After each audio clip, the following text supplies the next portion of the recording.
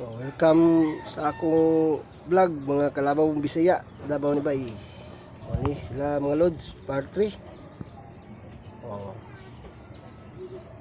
Kung kahapon wala pa kay sila manggawas kay warag nabaguhan sila sa ilang lugar gali. Karon wala na sila sa akong duol mga lods oh.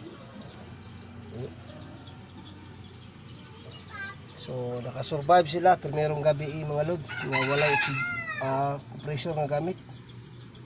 So ang technique na to ani para magdugay pagid siya nga di siya matay.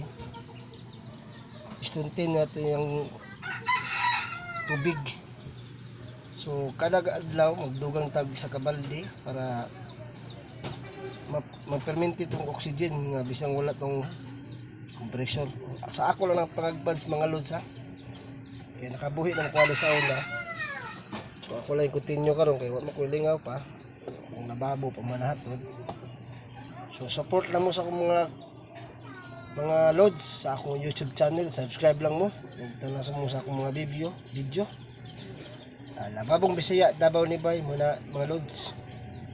Subscribe mo kato lang mga tao diya nga ay lang pug like po.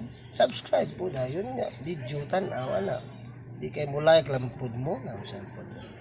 Subscribe ko mga lods sa uban ako mga video tanawan ninyo. Salamat.